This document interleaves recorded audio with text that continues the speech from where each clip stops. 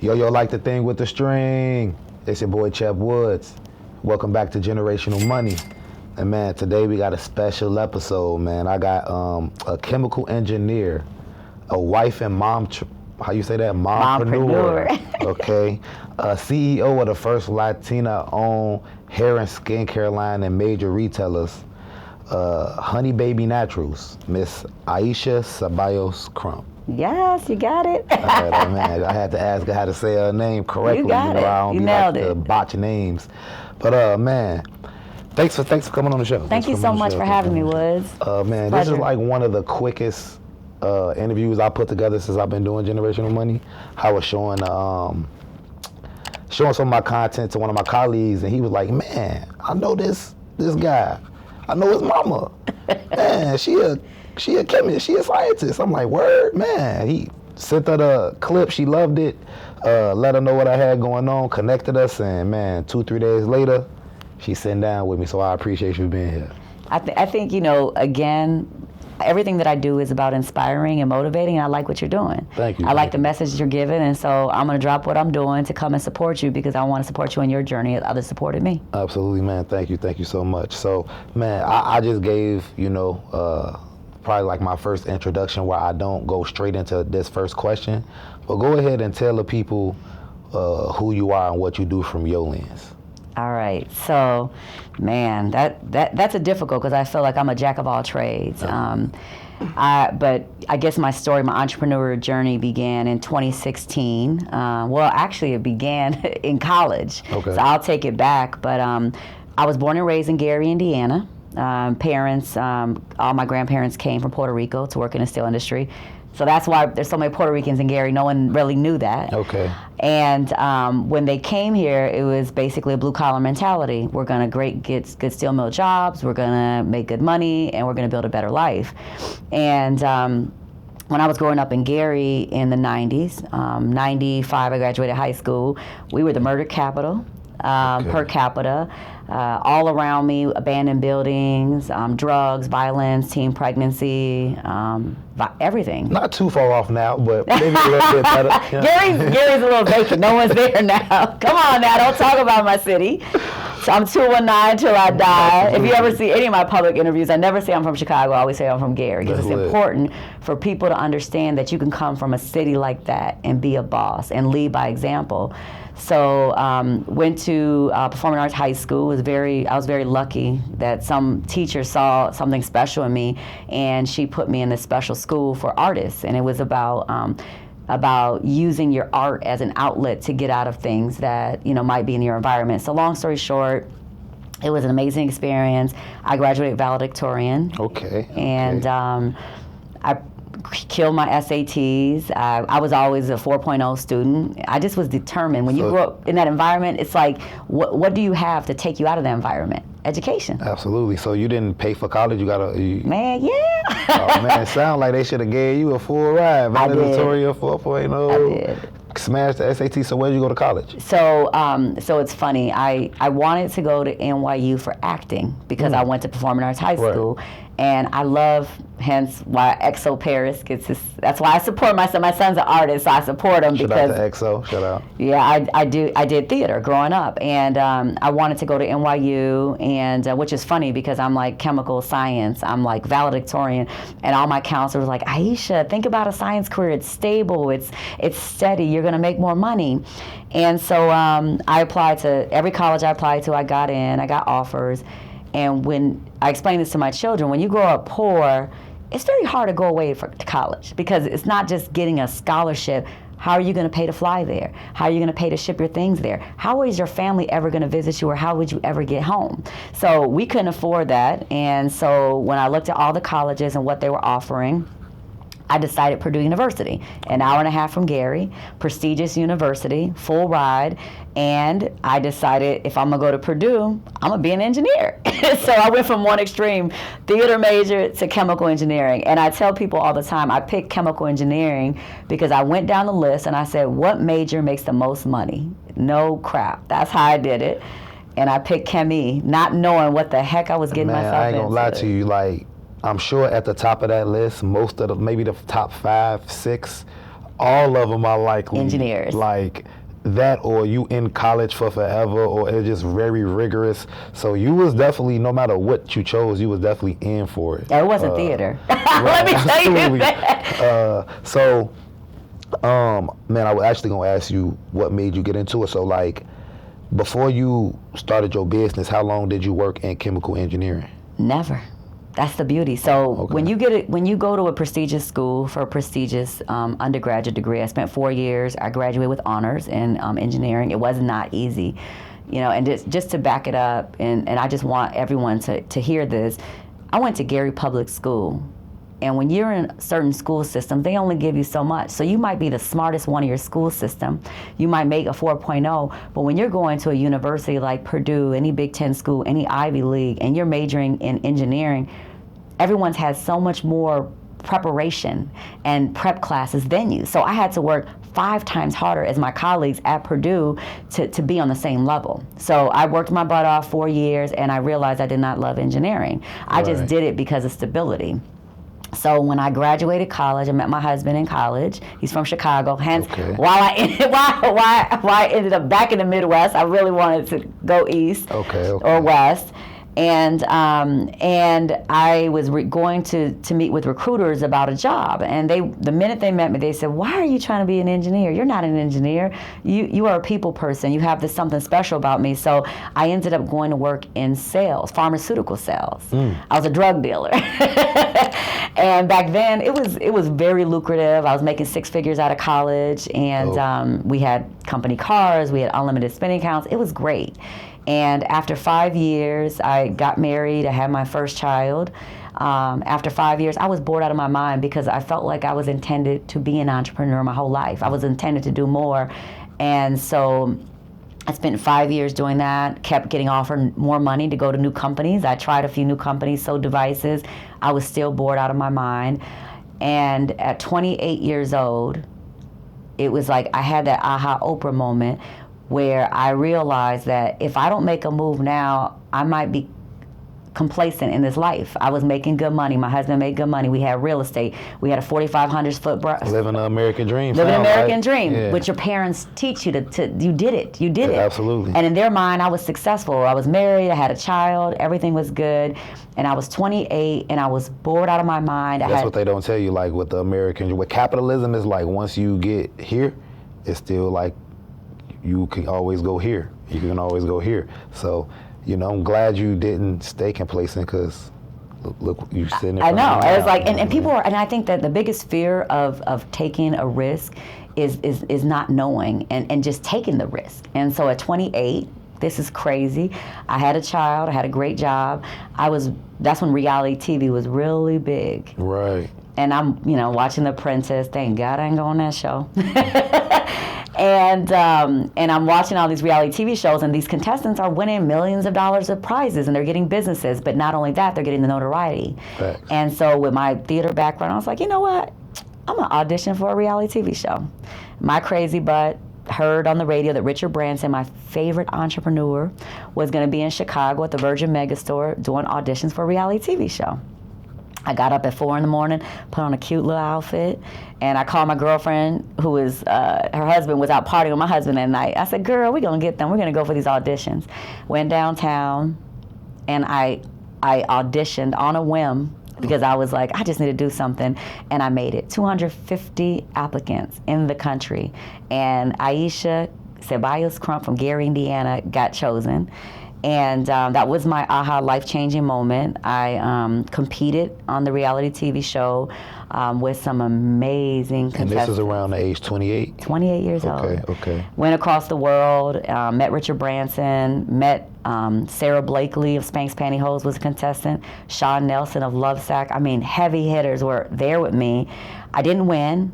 I came home, but it changed my mindset. When you're in a room with people that have that entrepreneur mindset and that billionaire mindset, Definitely. Your mindset changes. So when I came home, I said, I need to learn everything there is to become to become a good entrepreneur and to really do it right. And so at 28, when I left the reality TV show, I came home and I jumped into everything beauty, everything manufacturing, everything product based. So you just knew you wanted to go into like some beauty, cosmetic type stuff. Like how did you like land? How was that your choice into going into entrepreneurship? Because you had been doing sales stuff, and pharmaceutical stuff. So what made you say, okay, I'm gonna do beauty stuff? Was it just simply the background, or? Well, I had the engineering background, chemicals, so we studied chemicals, and I love working in the lab. I love working with products, like that interests me. But my confidence,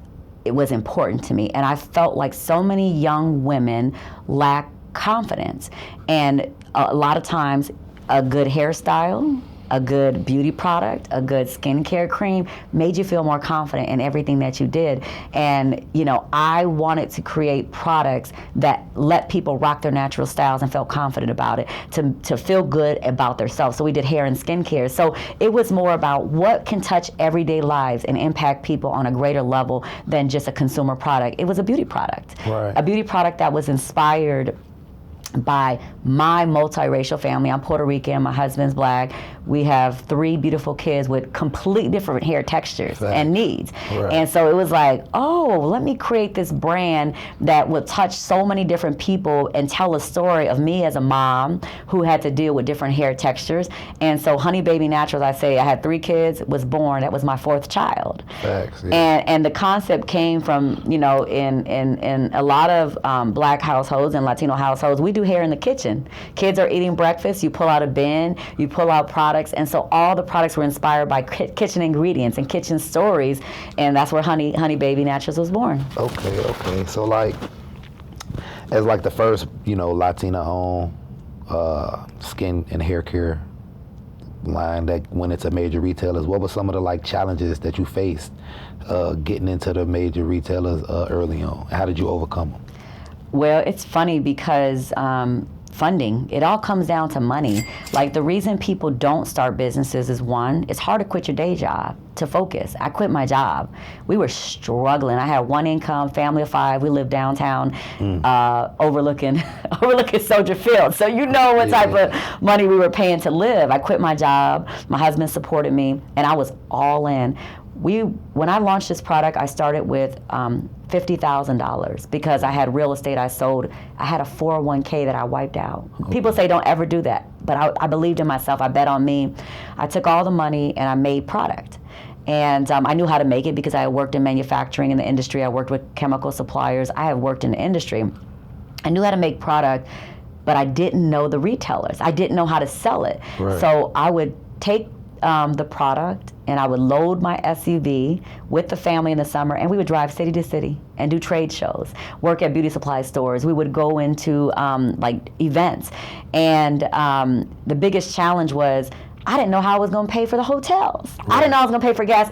I went from making over $150,000 a year and living a great life by myself, not even including my husband, to nothing. Trying to support this business. So lack of funding. I had mentors, which was easy, and lack of contacts. You know, you got to be in a network. You have to be in that club. I wasn't. But because I hustled and grinded so hard, my brand was noticed. And I tell this story when my big moment came. I was grinding. I was ready to give up because I didn't have money to live. My kids were like, "Mom, can we get McDonald's? I know we can't afford it." Right. And I do spring break every year with the kids. Like, mom first, that's my life. Mom first, mom first. This was inspired by my children. And we went on a cruise, and we drove to New Orleans because we couldn't afford to fly. And I just wanted my kids to still feel normal. So we went on a cruise. So I had my phone turned off for 7 days. I know how that goes. You know how it is. Because I wasn't paying for internet. We were very frugal. And I had been grinding, and I was ready to just give up and go back to work. I was so defeated because I was like, oh my God, I'm not making money yet. The website is not gaining traction. I mean, social media is different now. And I went on this cruise, and the day I got off the cruise ship, I turned my phone on, and I had messages and texts, and my supplier who I was trying to work with, the distributor, Aisha, please answer your phone. You got into Target. And I was like, while you on a cruise, okay. Yes. So how did that happen? Like, was it like some type of application thing, or was it like you met somebody who worked there and they was able to kind of like put your products in front of the right people. How did you get into Target and not even know it? So I was, hustling and grinding. It's like, I was sending samples to all kind of beauty influencers. They were posting about it. I was sending product to editorials in the industry, and I had a distributor, and he didn't say I got in. He said I got the meeting. But if I get the meeting, I'm getting in. Yeah, I hear you. And so and you then were selling it like on your website? It just on was my moving website, slow. door to And out door, the trunk, people, Instagram, social media, some small beauty supply stores that decided to take it. I was doing sampling programs and trade shows, direct to consumer. So by this cruise, you had pretty much spent the $50,000 on starting up, and hadn't probably got it back yet, and the revenue was slow, and you was about ready to go back to work, but took a turn for the best and got into Target. Now you gotta still market the thing and let people know, hey, I'm in Target. Hey, it's a lot of stuff on this shelf. Pick up my product. So what was that like? So again, you're right. So my first investment was into the cost of goods. People don't realize that when you go to a manufacturer, they maybe made 5,000 units each. So I had to pay for 7 SKUs, 7 products, 5,000 each. That was my money. I built my own website. I did all my regulatory, all my registration, all my trademarks. I was a one-man show. I did everything myself, so I cut costs. Right. So when I got into retail, you have to support them. So at that point, I was like, I have no money, I have no budget, just a little bit that's coming in, and I flooded the market with free product. That's what I had. I had product. I had 5,000 units. Influencers, like anyone I could get a hold of, I was flooding. And when they started posting online, that was my marketing. There was no marketing budget. It was continuing to do trade shows. I would do the World Natural Hair Show. We would go to New Orleans and do trade shows, all big population cities for multi-textured hair. I would hit the road, do trade shows. And then these influencers, they would pick up the product and talk about it, and people would walk in stores and buy it. Then you get expansion. Now, when you get that first check from Target and Walmart, they're pretty nice. They're gonna have 6 figures on them. And so that money was put back into the business to feed new production, new products, and marketing. So it was truly, truly bootstrapped without any lines of credit. I had credit cards at that point. I had, we were making some money, and I had about 3 independent contractors, but pretty much it was a bootstrap business. Man, you kind of led me to my perfect segue to my next question. Like, when the money start coming in, man, can you just share what some of the best months look like versus some of the lower, slower months? And what lessons did you learn about, how to manage, that amount of money coming in, that type of cash flow, budgeting, making sure it don't, you account for all of this money, right? Can you speak to that? Hire a bookkeeper. Absolutely. Okay. So that was the first thing I did. I hired a bookkeeper. So you didn't use a bookkeeping software? Yeah, I use QuickBooks. Okay.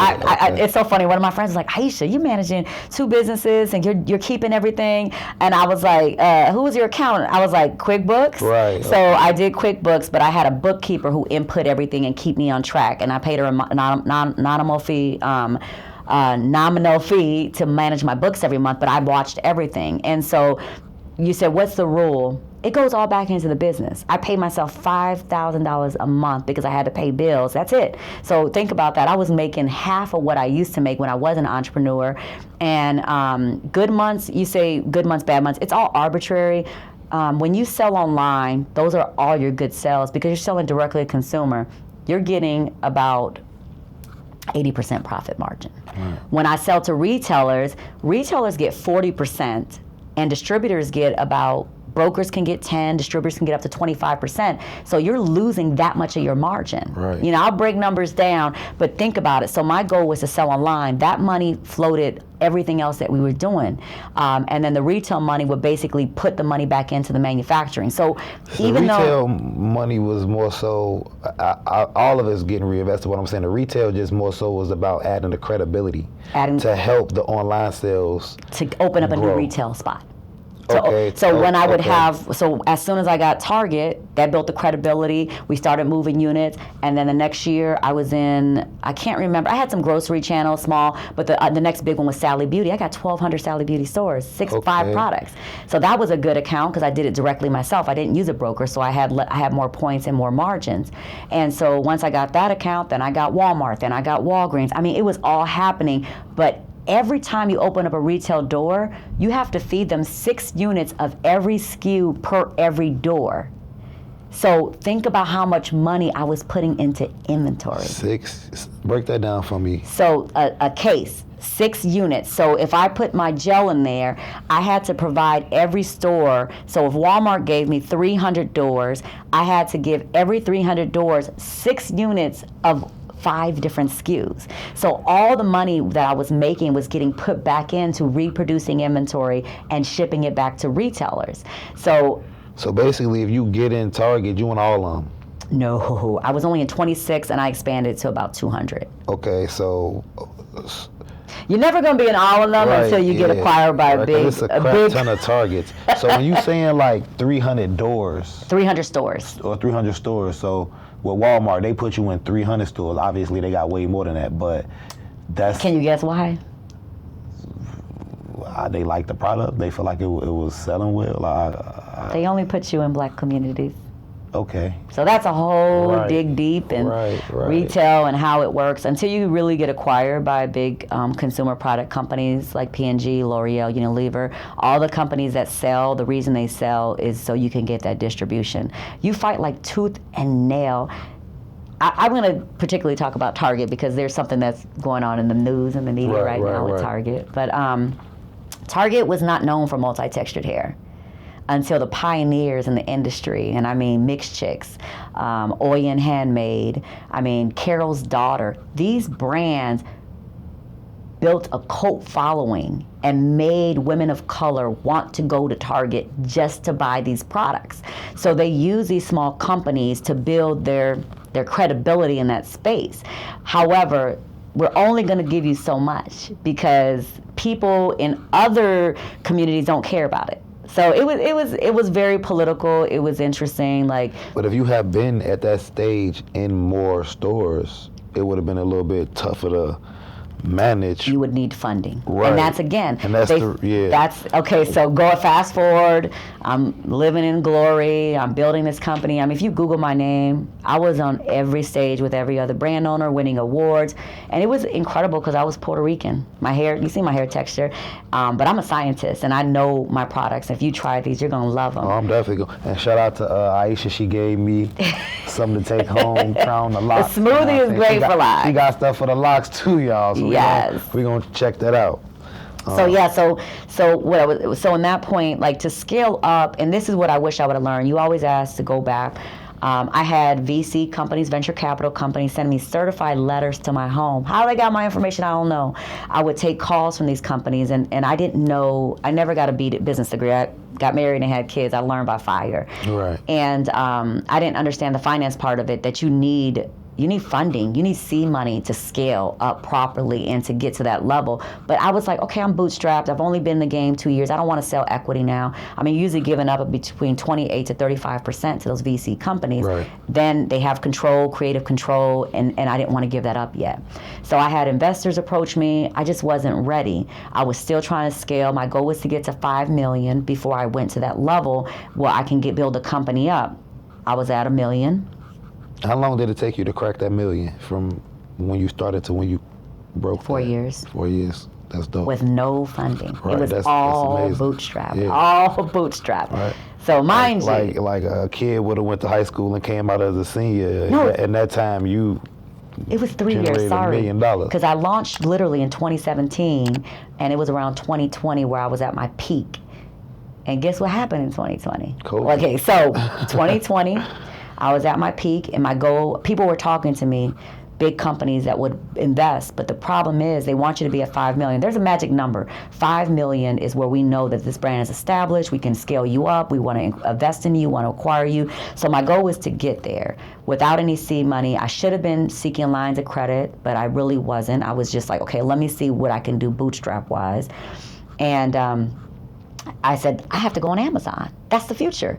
All the retailers didn't want you there because they want people to walk in the stores because Amazon takes away their business. I said, man, forget this. If I go on Amazon, I can scale up and get to that level. I can scale up my direct-to-consumer. I need to buy a warehouse. So my husband and I bought our first commercial property January 2020. We bought a 15,000 square foot warehouse. We're going to start doing Amazon distribution. It's about to go up. Our ribbon cutting happened on March 14th. 2020. I have the photos, I have the video, my whole family was there. We had 4 other brands we were going to incubate. They were all at the ribbon cutting. And you know what happened on March 15th in Chicago? It was over with. My birthday the 29th. So I remember, the city was shut down. It was over with. It was over. It was curfew time coming up. We had just invested over $100,000 to put down to buy this commercial real estate property so that we can scale up, so we could do direct to consumer. Mind you, all seed money, self-funded. We bought this property. My husband quit his job so that he can join the business to help me. We hired an employee that had an office. Shout out to him for that. And March 14, 15, 2020, everything came crumbling down. Manufacturers were shut down. Supply chain was shut down. You couldn't source packaging. You couldn't source. We live in a blue state. We were in Chicago. Everything was shut down. We couldn't get manufacturing done unless you were essentials good. This is not considered essentials. Right, yeah. I got contracts with Target. I got contracts with Walmart. I got contracts with Sally Beauty. And guess what? Sally Beauty was shut down. That was my biggest distribution point for 6 months. I could not ship to my biggest customer. If you can't ship, what can't you do? Make money. Exactly. So I'm sitting on product in my warehouse. I pivot to Marshalls and TJ Maxx just to get rid of product. I have some international. I'm not manufacturing. I'm still paying for the warehouse. I'm still paying for bills. When you're bootstrapped, this is the problem. This was something we could never have seen. At that point, banks weren't lending money. My credit card limits got cut. I had Platinum American Express cards. All of them got cut. Everyone's fearful. They didn't know what to expect. Right.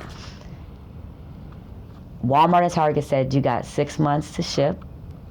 Couldn't ship. And guess what happened? Lost the contract. You lost the contract.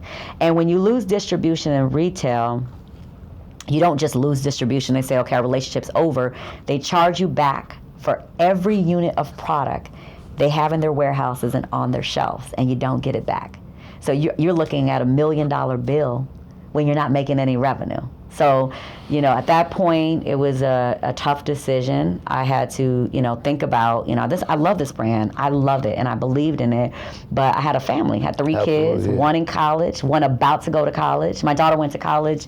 My son went to college in 2020, and my daughter went to college in 2024. So my life was like, oh my God, all this money I was making, everything I was saving, I was just like, I have to save it. So we had to pretty much dissolve the LLCs so that we can salvage the intellectual property that we own and pivot. So we started selling whatever we had on Amazon. We lost distribution. We still have loyal customers that to this day buy from me every day. I'm shipping orders, and at that point we sold the warehouse. So it's been the hardest. I just came back. I just stepped outside again after 2 years of kind of feeling like, man, I worked so hard for this. Like, what am I going to do now? And so it took me 2 years to kind of like settle and to figure out, okay, what am I going to do? I still sell product. And so I'm in the process of now of reinventing the brand with an investor. Okay, that's dope. And doing a licensing deal. Okay. And I had to research and learn myself what this means. But basically, an investor would come in and give you a contract to license the deal. You still own the brand, and depending on the term of it, they license it, they build it up. You get a small chunk of royalty, and then you could take the brand back when you're ready. So with the licensing, other like big names will use the product under their brand? They basically own it for that term. So say, for instance, I sign a 5-year licensing deal. Honey Baby is theirs. I just get a royalty, and then I have an option to take it back after the 5 years. But the Honey Baby name stays on the product. They don't put it under L'Oreal. Nope. L'Oreal Honey. It's their brand. Honey Baby, they run it and operate it under a license. Had to learn this, and it's a royalty license. You see those on Shark Tank. Right, yeah. You never know what they really mean, but that's what it means. And you hear about it in gaming and music, like licensing and royalties, sync licenses, things of that nature. So probably a little different, but and after the 5 years, if you don't want to buy it back, or if let's say you can't afford to buy it back, they can buy it from me. Okay. Yeah, they saw something in it. I mean, would you consider like selling it outright? That's an option right now. And the reason I say that, I love this brand, But as a creative, as an innovator, as an entrepreneur, I have 10 more ideas I can come out with. Right. As long as I have a non-compete, like I see a problem and an unmet need, and I feel like I've actually launched 2 brands. I've done this twice. I can do it again. I own over 200 domains. I have Domain names? Oh, you own over 200 domain names? So what, you'd be like harvesting domains and making people pay you for them? No, or something? I just hold them because they might be ideas. I have sold a few because people okay. approach me about them. But That's slick. I always thought about doing something like that, but I ain't. I'm not gonna share my secrets, but I come up with some killers. That's slick. And That's a whole nother something in itself. It is business. It's funny. I owned one domain, and someone offered me $2,000 for it. I only paid $15 for it, so I made my money. I made my money there. I just renewed 4 of them this morning because I'm like, it hurt. So during COVID, I'm gonna tell you, it was real funny. So I know what's hot and trending, and so during COVID, I had the domain club through GoDaddy, and I bought every casino domain linked to Chicago. Oh, I killed it. I had 20 of them. And everything that had to do with recreational marijuana and weed in Chicago. I had about 20 of those. And when my life was in disarray in those 2 years, everything was on my American Express. And when I closed it, I messed up, lost them all. Oh. Do you know how much those went for? Casinos in Chicago, Man, recreational weed, especially around the marijuana. Exactly, everything that was like, so I'm sorry. I owned all those. So again, as an entrepreneur, you're always thinking outside the box. How can you generate revenue when you're not even working it? You want to create something that's going to make you money when you're not even working the job. Yeah. A product is something where you go to sleep and you wake up and you say, oh, I made $300-400 last night. Same thing with a domain. It's something that lives in the cloud. People will pay you for the domains. You come up with an idea. I have a little notebook by my bed. I'm so old school. Some ideas are on my phone. I like to write them down. And I put ideas and I put ingredients, and I'll purchase domains the next morning or the next day, or sometimes at 4 o'clock in the morning. My husband thinks I'm crazy. I'll wake up and I'm buying a domain. And it's because there's a limited amount of domains. How many people you know have a Gmail account without a number? Not too many. Exactly. So again, it's the same with domains. Shout out to me, though. I do too. Yeah. You have a unique name, though. Yeah, Chep Woods. Exactly. So, but my point is, but if I were with my government, it's probably gonna have a 4-digit number behind that thing, 5-digit number. Exactly. Exactly. And so that's what they say. You think about things on that large scale, so they're running out of them. So if you have them, that's IP, intellectual property. That's my clothing line. It's called intellectual property. So again, you get it. So again, I have 200 domains. Somebody's gonna want them because they're ideas that are there. They just don't have them yet. And so I could sell them. Sometimes you pay $10,000-$20,000 for a domain, and even that little $14 I pay a year, I sit on it. Same thing with Instagram. Same thing with TikTok. We're running out of names and spaces. So if you buy that, that's considered intellectual property. Totally run out. I just came up with a new brand. It's gone already. And look, the name of the brand, you wouldn't believe it. It's called Eclosion, right? And someone has it. And man, it's like it was like you gotta pay like $14.95. I'm like, for a domain? Wait, 1,400? Yes, what? And so it's something you think that nobody else would have. Man, then you put the S on it and it's there, but I don't like that. So I had to come up with something else, more on that. Buy it right now. We get off this interview. Man, I got it already. Yeah, you got it. Okay. And then once I saw the 1,400, I'm like, I gotta get it now. Here's another tip. Buy anything that's similar to it, because if you blow up, people will buy it and redirect to your site. Facts. So I own Honey Baby Naturals, Honey Baby Natural without an S. Right. Like, you make sure you buy them all, because then people will redirect business using those domains. So if you got a good idea, go and buy it. It's $10, $15. It's a couple more. I own my names. That's renewing like next week. Buy your names. You might blow up. So you trademark anything with this? The brands are trademarked. So the difference. That process is definitely a little bit more, I would say, from what I understand. I have never trademarked anything, but I understand it to be a little more expensive and a little more tedious than copywriting some, or you can copyright something for like $50 on the copyright.gov, but a trademark between $800 to $1,500. More paperwork involved. Yeah. Did you do it yourself, or did you have? I had a lawyer. Okay. But I learned the process now, and I was just saying with AI, man, AI has changed my whole entire life. Chad is my best friend. Like, they don't even know. Every day I'm on it, because I'm trying not to fall behind, because I'm the type of fall behind. I'm old school like my pops was, but I'm definitely trying to learn how to put in them prompts the right way to get the results that I need. You train ChatGPT when I say the stuff that my husband is like, we have whole conversations, me and Chad. We talk back and forth. He knows my style of marketing. He knows my style of work. Like, I call him a he. My series a he, too. Yeah, it's funny because I call it a she, right? So I feel you. All of my series, all my voices Right. is funny. Yeah. But it's like he knows me. And like, now that I'm working on all these new ideas and all these new businesses, wow, if I had that 10 years ago, it just revolutionizes and changes the game. And I tell people, old people are hard to adapt to it. Young people get it. You know, like even my son, he's producing beats and he's doing music. Like I told him yesterday, I said, I just subscribed to some more up-level AI. He was like, Ma, can I please use them? I'm like, yeah, you can. But it's important. So like a trademark, ChatGPT can help you research to see if it's available before you even go to the trademark site. It can show you how to write the patent. It can show you how to write everything, and you can submit it yourself, or you can get a lawyer. There's a lot of boutique firms.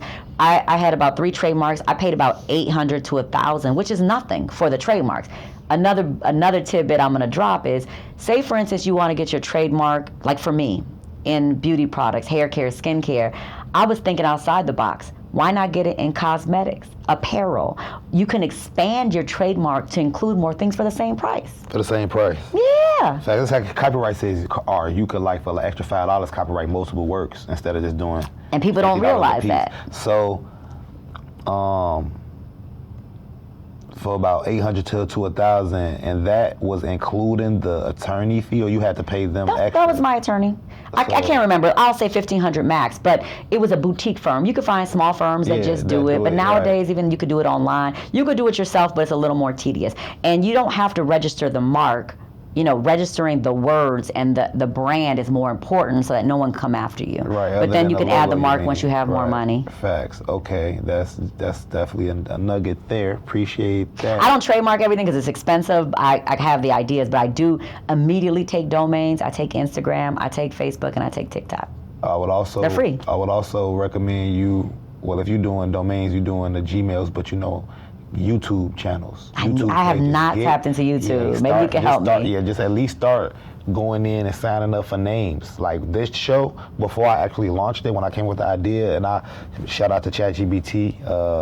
I really went on ChatGPT, brainstormed the name, and I really didn't get it from it, but like it kind of like put me, generational is what ChatGPT really did for me, but I ain't really know the direction I wanted to go with it.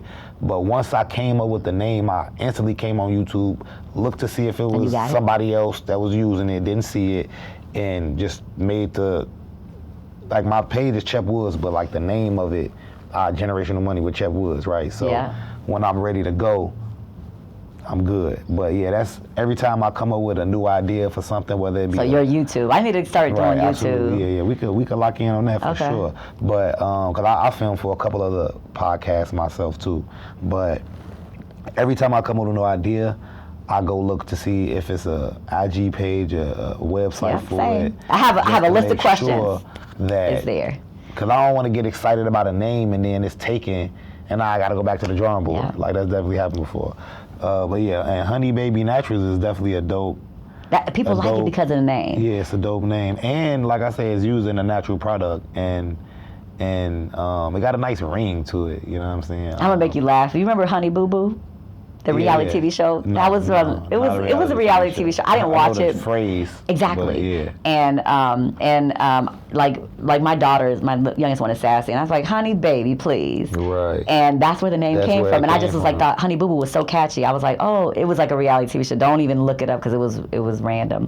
But I was like, ooh, Honey Baby, Honey Baby. And then the naturals was really a state of the hair and ingredient. It was like a play on words. Perfect. Right. And then you don't have to get baby indications. You don't have to give baby indications unless you're saying it's only for babies, but it's a family brand. Right. So Honey Baby is a phrase too, but it's like it also. Yeah. So it was fun. Like I love naming products. Like you said, I have Hold It Honey, but it's a gel. Right. Not My Honey, Honey Child, Honey Bee, Honey Nectar. Child, all my products. Like I have so much fun naming, and so I'm working on about 3 or 4 projects now, and like that is like I've been in creative mode for the last 6 months. Like when I'm in creative mode, I just go ham on development and product and ideas, and so it's just like an artist, you know, like my son, he's creating music, he's in the studio, you know, he's doing all these songs. Where are they going? Same thing with brand creation. I have these ideas that are stellar. I don't know necessarily what I'm gonna do with them yet, but let's hold them. Let's grind on them and let's see what they do. And I tell people, I heard before, like a good idea is only 5% of the battle, so it's still a lot more work to go behind it. But just having it is the first step. Yeah. Did you want to talk about like that consultant opportunity that you had? Yeah. So I mean, so it's crazy. I think every good entrepreneur has to be ready for a pivot. And it's funny. I said Richard Branson was my favorite, and I love read his autobiography, man. It's just that's actually going to be one of my last questions. I'm going to ask you for a couple book recommendations. Okay, I'm just saying from a entrepreneur that is just really down to earth, that is self-made, that has pivoted airlines, beverages. Transportation, cosmetics. I mean, think about what he's done. And so every great entrepreneur has to have a pivot.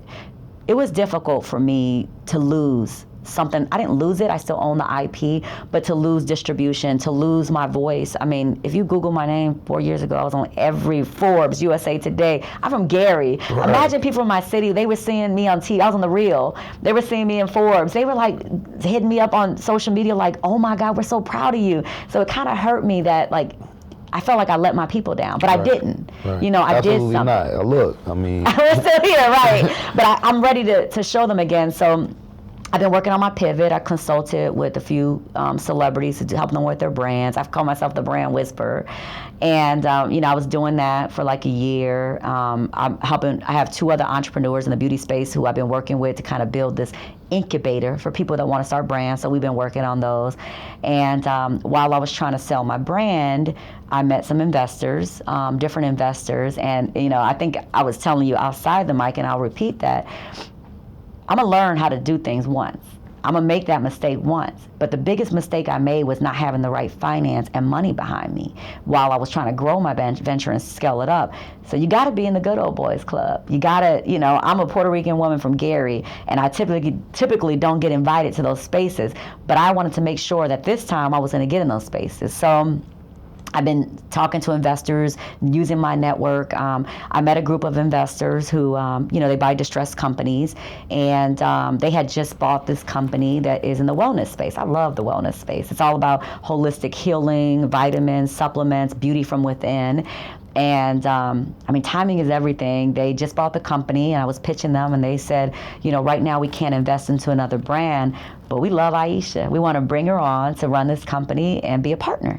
So I just took on a role, basically revamping a 30-year-old vitamin supplements company. And congratulations on that. Thank you. It's going to be tough because I'm sacrificing travel, my children, but everything I do, like you said, is for generational wealth. Now I'm a partner.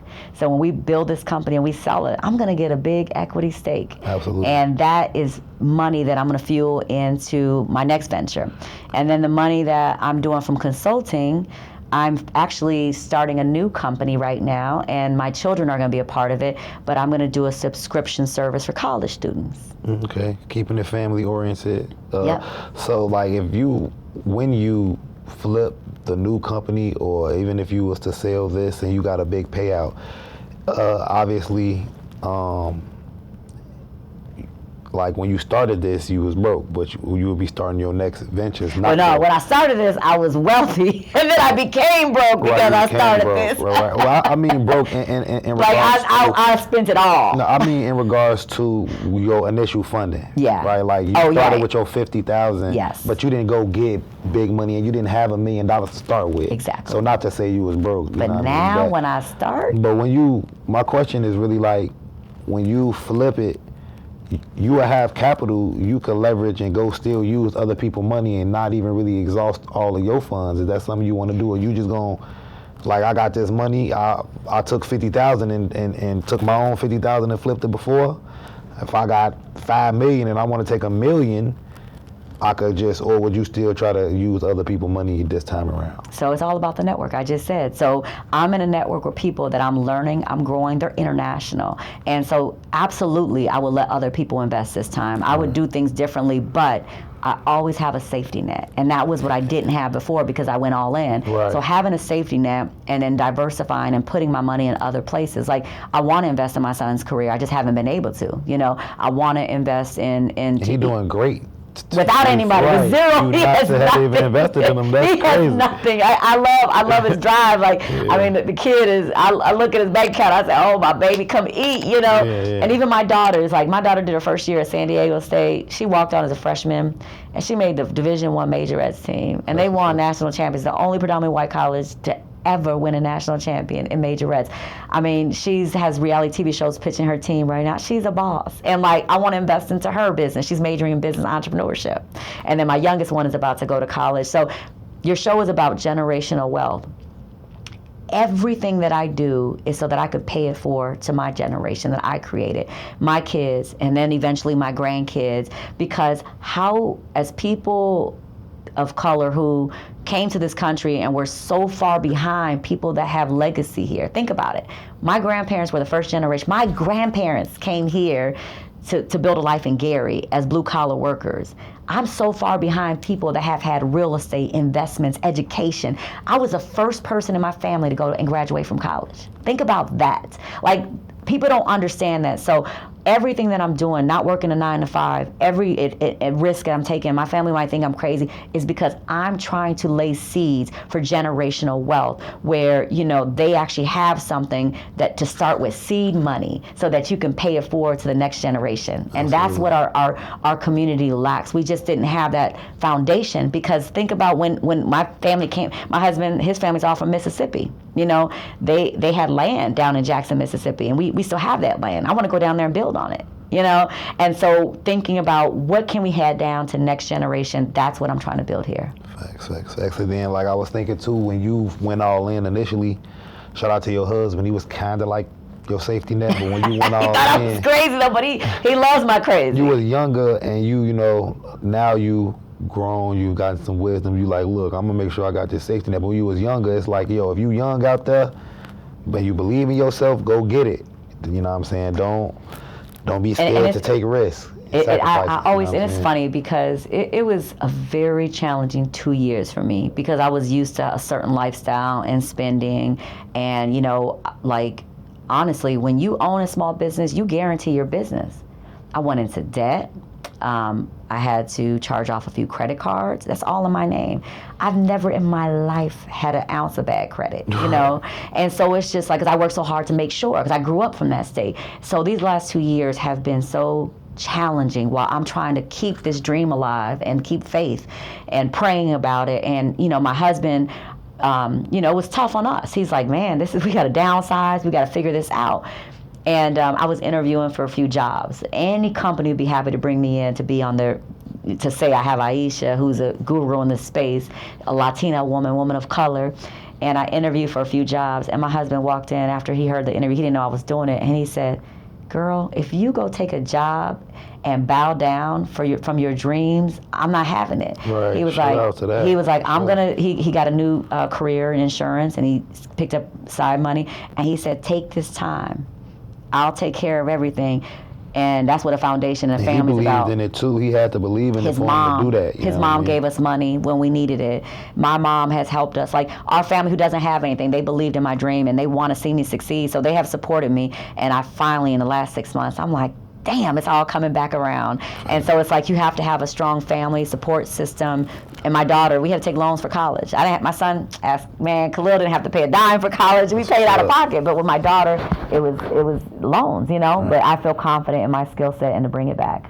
So before we head out of here, you got any like book recommendations or any like, you know, I've been asking just mainly for books, but it just really hit me now, like books, documentaries, any like life-changing material media that you could recommend to the audience? I'm laughing because I love documentaries. Right. Because I feel like there's so much stuff they didn't teach us in school. Man, and I used to hate documentaries in school, but they was love 'em. boring. I'm They obsessed. had the old corny voice. They were slow, but now it's like the documentaries are edgy, entertaining, and It's amazing. a lot better. You like, but when I was growing up, they was black and white. They was slow, and I used to hate documentaries, but now I love them. Like I go on Netflix, Man. straight just to the documentary too. section. You know what I'm saying? We're similar. My husband's like, what are you watching now? I was like, I just want to learn. I just want to know.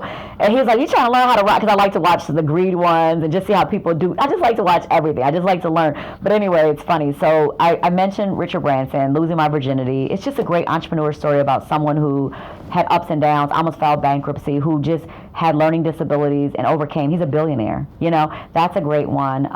My favorite podcast, who I dreamt of being on, is How I Built This, from NPR's series. It's a series about entrepreneurs. You're gonna love it. I think I may Guy Raz. I think I may have seen Guy that. Raz. I think I may He have has this seen that. amazing series where he features entrepreneurs who came from nothing and built up these amazing brands and businesses. And when I listen to it, it just gives me a fire and an inspiration. How I built this, and I would listen to podcast after podcast after podcast. Most recently, I just saw the Martha Stewart documentary. Did you watch that on Netflix? No, I didn't. I wouldn't watch that, honestly. But I if you was- recommended it, I might check it out, but I wouldn't watch it. You're going to give me a text when you watch it. Okay. I watched it, and it's amazing. This woman made housekeeping popular when it was at a time where women didn't want to be at home. They went to work. She was a stockbroker, a model. She was she was on A a model. Oh, wait till you watch it. But I didn't know anything about her. She went to jail for no reason. All I know is she got locked up and For they no put reason. her up. Look at Right, what I our don't president's know. doing and all the insider trading. Martha Stewart was a powerful, powerful woman doing something no woman has ever done. And they stopped her in her tracks. They told her, no, you're getting That's too what that big. was. That's what it Okay. was.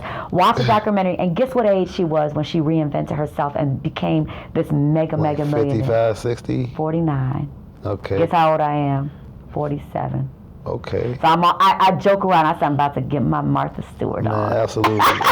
Yeah, man, I one thing, and I think he was kind of a slimy dude, and I really kind of don't too much like the business. But Ray Kroc, man. Oh, he was brilliant. He, just at his age, like the hustle and the fact that, like, I thought when I was 22, 23, by the time I was the age that I'm at now, I would be maybe a little further ahead than where I'm at. Shout out to me. I got some wins in my life, you know, some peaks and valleys.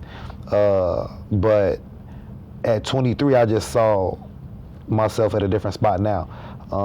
And damn, I'm losing my train. What the fuck was I just saying? Ray Kroc.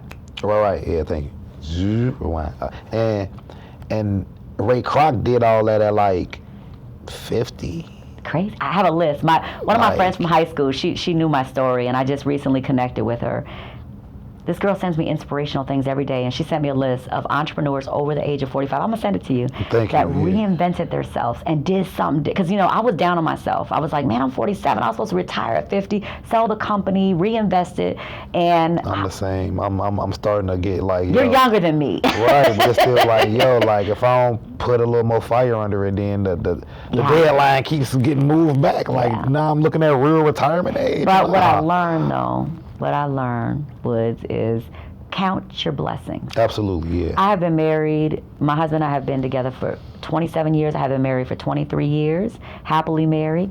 I have 3 beautiful kids who all went to college prep schools, got into whatever college they wanted to, who are killing it, who have never been in trouble in their life. They're amazing.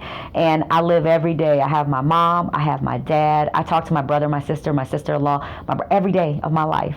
Like my family is my life, and I count my blessings every day. I have my best friend since I was 12, who we were texting, her baby started walking. She has a new baby. But anyway, my point is, look at the blessings, look at the lessons. I look at all this as a small setback and a lesson learned to as a stepping stone to take you to bigger heights. Like, hopefully when you talk to me in 10 years, you'll be like, man, I saw you on how I built this. I heard your podcast. And I sat there with you, and I remember when you said, hey, I'm starting over at 47, and that's where I am. And the brand's not dead. I mean, keep following it. You know, anyone watching this, the best way to support it is online. I'm gonna put the link to the website and whatever else you want me to put. And what's funny is you see how little the kids are. That was my very first website. I built myself on a Wix template. I never changed it. Oh, so that's the original site? That's the original site. It's not bad, honestly, especially for the brand. Exactly. I just never Shopify'd, upgraded. I had another brand where I upgraded. That you probably could have did Shopify, but if you got an e-commerce through the Wix, because I built a site on Wix. One of my live sites right now was a Wix site. It's easy to do. I don't sell on it. I book through it though. So yeah, it was definitely just like, and then. So when you was getting a lot of traffic, it was able to. Oh yeah. Only thing I never changed I use PayPal as my processing account, but it still works. I still get orders every day, and it's funny because I joke because I was like, man, this is so funny. But it's just nostalgic. I'm gonna keep it there, and when we revamp the company, if this deal goes through, y'all gonna know because you're gonna see Honey Baby everywhere. Absolutely. If the deal goes through, we're gonna we're gonna revamp. We're gonna put fresh life into it, and the good thing is, it's still my baby. Honey Baby will still be my baby, and this will be the ideal situation to get in a situation with someone who lets you still own it. Sometimes when people do like little licensing deals, or even when they sell their company, they the people who are purchasing it or acquiring it, they want them to stay on. That's the point. I'm the founder, I'm the visionary, I will always be the creative director. So you always right. So even when they have it for the 5 years, they still want your input, they still want you to help navigate it. So even after the 5 years, it can go in the direction that you want it to, so you take it back. Either you relicense or you just manage it from there. Oh, that's dope. I didn't know about like the term aspect of the licensing I had to learn too. Yeah, that's dope. Everything, when you're an entrepreneur, there's so much you don't know. And you have to learn, and you have to research, and you have to think about it. I was hell-bent set on selling to a Black or Latina-owned company. And unfortunately, our industry is in shambles. The legacy of Black hair care began in Chicago with the Johnson family, the Gardner family, the Luster family. Think about the Bronner family, the Dudley. All of them from Chicago? Everybody except like Dudley and Bronners. But Luster's from Chicago, the Gardner family's from Chicago, Soft Sheen, Johnson family's from Chicago. This is Chicago. Shout out to the Chi, baby. We're the hub. And so I wanted to create this great narrative and maybe join with one of these companies that, that we can bring Black hair care, minority, I say brown because I'm a woman of color, we need texture hair, absolutely. But unfortunately, they're all suffering. Man, you gotta hold on to it then. Don't sell it to no white company. Hold on to it, like for real. Don't let it I'm go. too small. We need to say that to the big companies that have the money and the power. And right or now, you might be that one of the first Black-brown companies that compete against maybe a L'Oreal that it's hard. will. Do the research. Hey, but like you said, at 57, 60 years old. Hey. Carol's daughter, Lisa Price, I have so much admiration for her. She just got her brand back after 20 years, I think it's been, and she just got it back because her parent company decided that they wanted to sell it back to her. So maybe that's an option. But if you look at this space, P&G, L'Oreal, Unilever, they own everything. They pretty much got an oligopoly and got it. You still have up. Mixed Chicks. You have The Do. You have Camille Rose. Those it's like the music industry. Like all of the little labels is under one of the big three. Yep. And it's like tough if you're an independent label. It's hard. You got to really get up with Think one about of the, shelf space, how valuable every inch of that shelf space is. Yeah. Why would they give it to this little company that can't pay $20,000 for a slot? It's just like business and politics. Who has the money to pay to play? Not small companies. The reason we got in there is because the consumer, because you heard our stories, you connected with us, and you told the retailers you wanted to see those products on shelf. And that's how stuff move and shake. So we got to change the narrative. Absolutely. And in my next ventures, my next roles, I am definitely speaking to the consumer and to the people, because once they realize the power in their dollars, Black and Latina women spend 6 to 10 times as much as their Caucasian counterparts on beauty and hair care products. If we understand the power in our purchasing, look what's happening at Target right now with the boycott. I saw this morning on CNN, man, they don't even want to report earnings. They're scared because the boycott is effective. So anyway, I haven't, I try to follow. I'm very passionate about certain issues and rights. When you said DEI was not important, that's important to me. And so I don't support people that don't support DEI initiatives, because again, you go back to when my grandparents came here from Puerto Rico and they didn't speak English. They had nothing. That was my grandfather. That's my generation. $0. They had to establish everything new again. That's what DEI is about. It's about giving people. 4.0 student, worked hard a whole life. You're not giving me a handout, but you gave me an opportunity to go to college for free. In addition to my scholarships, I had Pell Grants.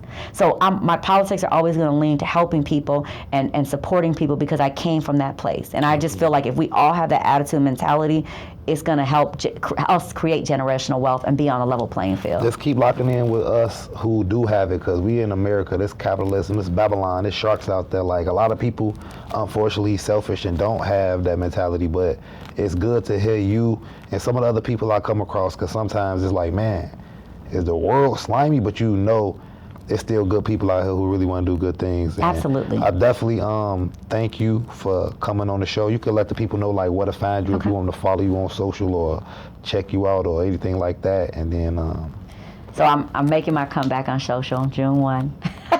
I've been off for 2 years, okay. So sometimes you gotta go silent to get back loud. And I took time, and I was in my place trying to rediscover myself. But I'm Aisha RC on Instagram, Facebook, and my website is honeybabynaturals.com. My IG is honeybabynaturals, Facebook, Instagram. We're still there. I haven't posted in 2 years. Or you could type in honeybabynaturals. You'll find it with a Z, or honeybaby. You'll see it. You got it with us. You got all the variations of it. Yes. You want to buy some domain? Let me know. But yeah, it's a journey. Everything that I do is for that next level, and I'm still learning. I'm still growing. I'm on this journey, but I took the path of betting on myself and believing in myself, and that's where I am. I'm not going to change that, and hopefully you guys will start seeing me on shelves again. Absolutely, man. Shout out to my boy Mos for setting this up. Shout out to my boy Trey for coming through in the building. Shout out to XO Paris, man. Keep doing your thing. That's my baby. Shout out to Royalty Productions. Thank you, and we out. Chep. All right. All right. That was